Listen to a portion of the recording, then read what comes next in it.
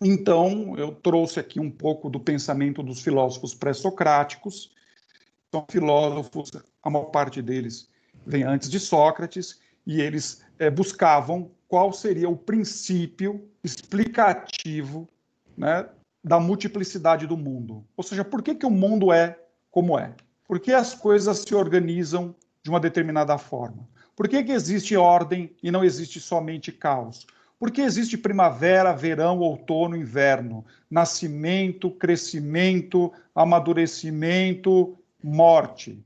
Porque, tem aqui uma metáfora do Brasil, num pé de jabuticaba não nasce manga, mas nasce jabuticaba. Então, porque existe alguma coisa no mundo, né, chamada physis, e essa coisa chamada physis organiza, ordena o mundo. Então, esses primeiros filósofos, eles buscam justamente esse princípio chamado physis ou natureza. Podemos traduzir isso como natureza. Mas o que a gente já percebe aí, para a gente entender um pouco o modo filosófico de pensar? A gente percebe que aí tem um modelo de pensamento. Ou seja, da multiplicidade do mundo, busca-se a unidade. Ou seja, um princípio capaz de explicar a multiplicidade do mundo. Então, esses filósofos, eles olhavam o mundo, eles experienciavam o mundo, e a partir disso, eles inferiam um determinado princípio. E aí eu falei do Tales, por exemplo, né, que para ele tudo é água, ou seja, a água é o princípio explicativo do mundo. Então, para a gente entender melhor quais são as razões de Tales, em algum momento a gente vai pegar um texto do Tales, né? Na verdade, não é um texto propriamente do Tales, porque a gente praticamente não tem nada desses autores, porque são pensadores que estão lá no século 8, século 7 antes de Cristo. Então, o que nós temos são frases de outros autores que citaram o pensamento de Tales. E em filosofia a gente chama isso de doxografia.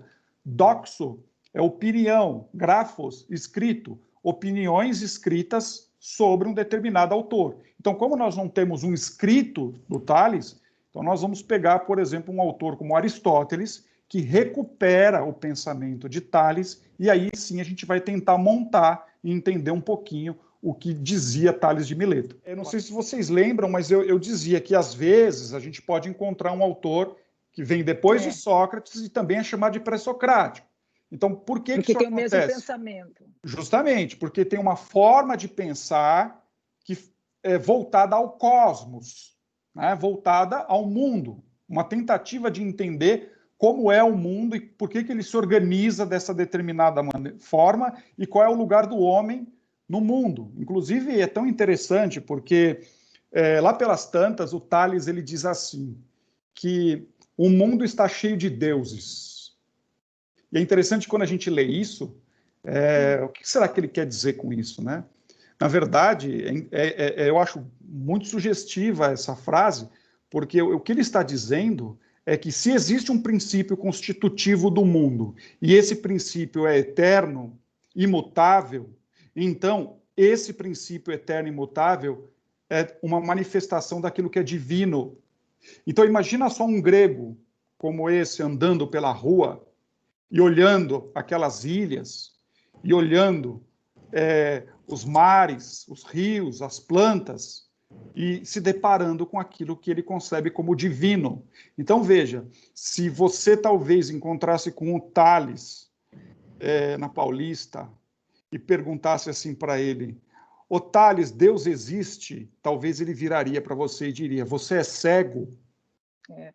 Né?